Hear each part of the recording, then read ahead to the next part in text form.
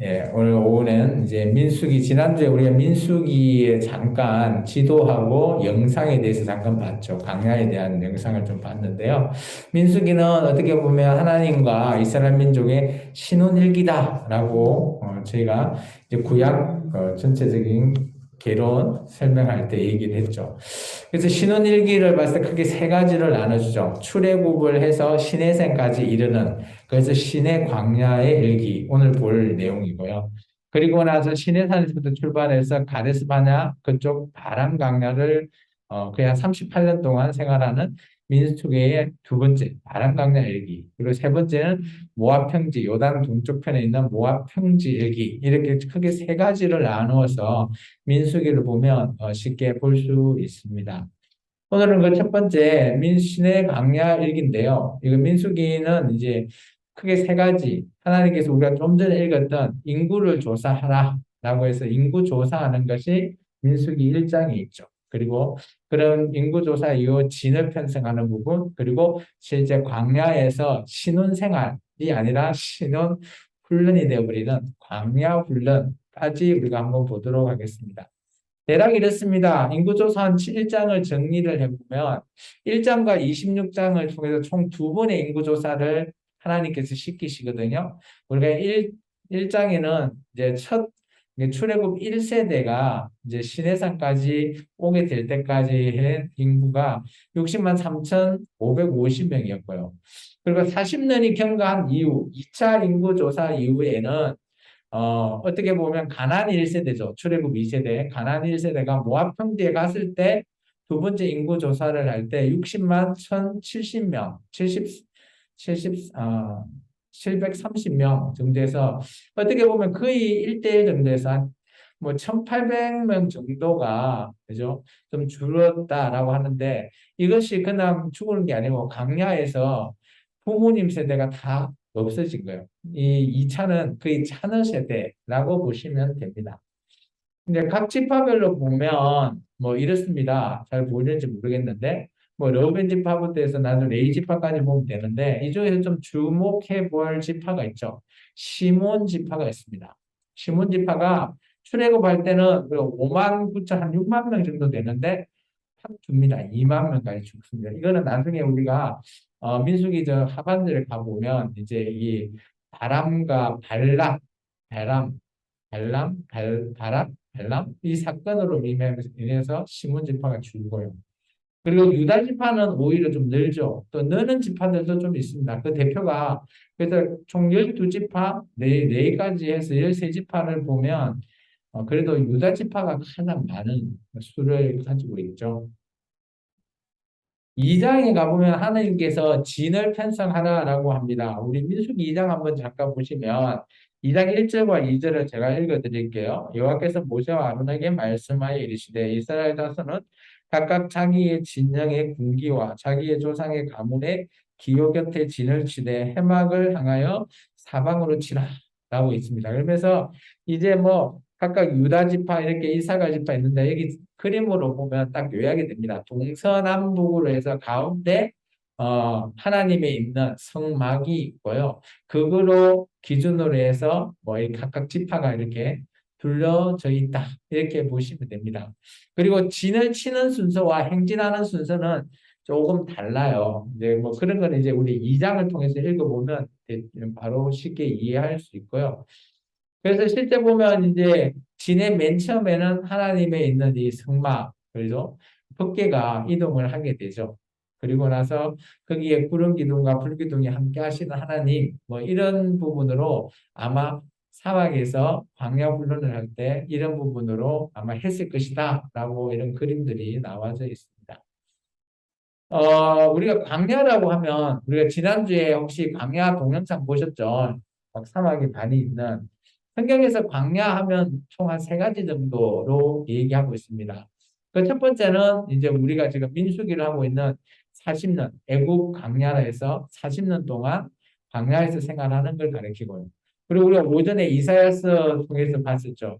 거기가 그죠? 바벨론에 있는 열국 광야. 그래서 바벨론 70년을 얘기합니다. 이 표현은 에스겔서에 나옵니다. 그리고 마지막 세 번째는 세상 광야라 해서 그죠? 요한계시록 보면 이방인은 때라는 표현을 쓰죠. 그래서 이제 열국 세상 광야 이런 식으로 광야지만 진짜 광야에서 생활하는 거는 민수기 광야예요. 허벌판. 그런데 열국 광야나 세상 광야는 뭐 그런 허벌판은 아니지만 그 속에서 하나님을 믿는다라는 정체성 입장에서는 아마 민수기보다 훨씬 더 어려운 그런 훈련이라는 거죠. 그죠? 민수기 때는 먹을 거, 뭐 이런 거, 뭐 그런 게 먹을 거, 의식주에는 좀 힘들지언정 하나님이 늘 함께 한다는 모습을 보여주시거든요. 그러면 충분히 하나님을 따라갈 수 있잖아요. 그런데 일곱 강야나 세상 강야는 하나님이 어디 있는지 찾기가 쉽지 않는 거예요. 이게 그것을 진짜 정체성을 드러내면서 하나님을 믿고 의지하면서 나간다라는 것, 이제 그런 것들을 이제 표현하고 있거든요. 그러면 강야 훈련을 우리가 한번 보면 민수기서 5장부터 훈련이 나옵니다. 그때까지는 뭐 아까 제가 얘기했지만 이제 레위 지파나 뭐 이런 각각 지파별로 이런 게 나오고요. 5장에 보면 이제 어 속건제 훈련이 나옵니다. 속건제 훈련은 보시면 음, 우리 민수기 5장 7절을 한번 봐주시겠습니까? 5장 7절 제가 읽어드릴게요. 그 지연제를 자복하고 그 죄값을 온전히 갚되 5분의 1을 더하여 그가 죄를 지었던 그 사람에게 돌려줄 것이다. 이게 이제 어떻게 보면 공동체 생활을 하다 보니까 공동체 문제 해결을 얘기하는 겁니다. 그래서 속건제 이런 표현을 히브리어로는 아삼이라고 해서 보상, 배상 여기 나오죠. 그래서 그런 배상을 해주는 것 이것은 목적은 이웃 간의 관계 회복입니다. 그래서 이제 이런 훈련을 광야에서 하게 하셨고요. 그리고 이제 좀 더 나아가면 이제 다른 것들도 더 있는데 또 나아가보면 6장에 가시면 나시린 훈련이 있습니다. 나시린은 여러분 잘 아시죠? 나시린. 6장에 이제 나시린에 대해서 어떻게 하는 게 나시린인지에 대해서 얘기하고 있어. 나시린의 대표적인 인물이 누구예요? 예? 삼손도 있고요. 또 사무엘도 있고요. 또요. 이 구약에는 삼손, 사무엘 있고요. 신약 시대 가면 또 누가 있을까요? 신약 성경에 보면 나신이라고 대놓고 얘기하진 않지만 이런 것을 통해서 이 사람은 나신이다라고 보통 우리가 추정합니다. 헤레요한이 있고요. 그리고 바울이 있습니다. 바울이 나중에 이 킹그리아에서 머리를 깎았다. 그런 부분이 있고 디모데 전서에 가보면 디모데가 포도주를 안 먹으니까 바울이 포도주를 좀 써라. 이게 포도주, 나시리는 포도주를 마시거든요. 이게 보통 여기는 물이 안 좋아서 물 대신 포도주를 쓰는데 포도주도 안 먹고 하는 그런 부분 때문에 아마 디모데도 나시린 서른을 했을 것이다. 그렇게 추정합니다. 그래서 보통 성경에는 한 이렇게 한 5명 정도 등장합니다. 나시린이 뭐냐? 오늘 보시면 6장에 가보시면 3절에서부터 해서 쭉 나오죠. 뭐 여러 가지 많이 나옵니다. 이런 내용들을 정리한 것이 제가 여기 밑에 2줄입니다. 같이 한번 읽어보겠습니다. 모든 술과 포도로 만든 음식을 금하고 삭도되지 말며 시체는 가죽이라도 가까이 말 것. 삭도가 뭔가 하면 머리 깎는 걸 얘기해요. 예, 그것이 이제 여기 뭐 각각 다 나옵니다. 네. 4절에 보면 포도주, 5절에 삭도되는 것, 뭐 가족이라도 시체 이런 게 부정하기 때문에 그때는 격리하고 이런 것 때문에 가까이 하지 말 것, 뭐 이런 것들이 나시린법으로 훈련을 했다라는 겁니다. 그래서 이 나시린 훈련법은 민수기에만 등장합니다. 6장에요.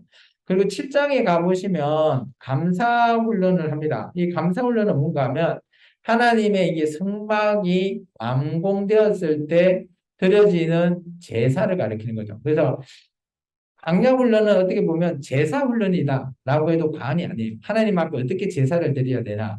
제사는 어떤 마음으로 드려야 되냐? 오늘 같으면 예배는 어떻게 드려야 되냐? 예배 드리는 마음 이런 거와 연관이 있는 겁니다. 이게 감사 훈련인데 12지파 이제 7장에 가보면 12지파가 드리는데 똑같습니다. 우리 한번 봐볼까요? 7장 12절에 가보시면 첫째 날에 그죠?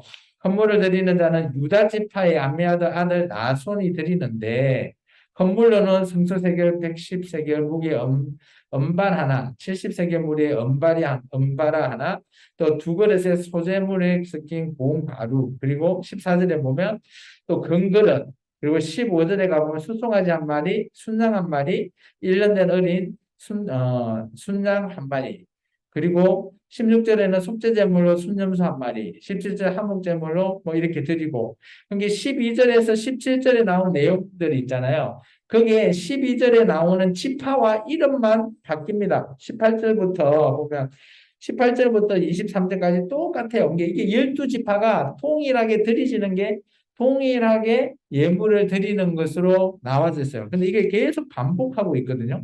왜 하필이면 이렇게 반복하냐?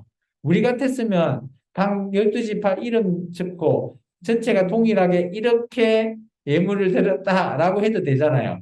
근데 여기는 똑같은 걸 반복해서 다 적어 놓습니다. 7장에. 이제 왜 이렇게 했을까? 이건 하나님이 뜻이 있다라는 거죠. 이 하나님 뜻이 뭔가 하면 하나님은 이렇게 각 지파 단위로 드리지는 예물을 중요하게 생각했고요. 그리고 하나님의 마음이 그렇게 각각으로 드려지는 요즘 같으면 우리가 예배를 드릴 때 우리 한 명 한 명이 하나님 앞에 드리는 예배를 하나님이 기뻐 받으신다는 거죠. 똑같은 의미예요. 그리고 우리가 생각하는 똑같은 건데 기록을 뭐 이하 동문 이렇게 쓰면 되지 왜 그렇게 쓰지 않았냐 이것 또한 우리와 하나님의 관점이 다르기 때문이죠. 하나님은 우리의 그런 한 명 한 명에 대한 소중함 이제 예수님께서 그런 얘기 하잖아요. 그죠? 뭐 99마리 양이 있지만 한 마리 잊어버리는 그 양을 찾아와 가지고 잔치를 벌리고 하는 그런 가치 있는 그 한 명이 바로 우리, 뭐, 나라는 것. 그렇게 예수님이 얘기하듯이 하나님도 마찬가지. 이런 훈련을 동일하지만 각각 지파별로 다 받으시는 그런 내용들이 이 7장에 기록되어 있습니다. 그리고 나서 이제 8장은 뭐 이게 네 지파가 하는 일들이고요. 9장에 가보면 이제 6월절 훈련이 있습니다. 우리 6월절은 이전에 출애굽기 할 때도 우리가 좀 배웠죠. 6월절. 출애굽기 할 때 6월절이 언제 시작이 됐죠? 출애굽기 할 때. 기억나시나요? 출애굽기 할 때, 그죠? 애굽을 탈출하기 전에 6월절을 지켰잖아요. 그죠? 혹시 기억나시나요? 출애굽기 12장. 그리고 오늘은 두 번째 6월절입니다. 민수기 때. 이거는 이제 9장이 끝나면 10장부터는 행진을 합니다. 실제. 그 광야에서 행진하기 전에 6월절을 지키고 행진을 해요. 그리고 세 번째 6월절이 언제일까요? 아마 여호수아가 가나안 땅에 들어가서 정복 준비하기 전에 6월절을 지킵니다. 여호수아 9장에 나오거든요.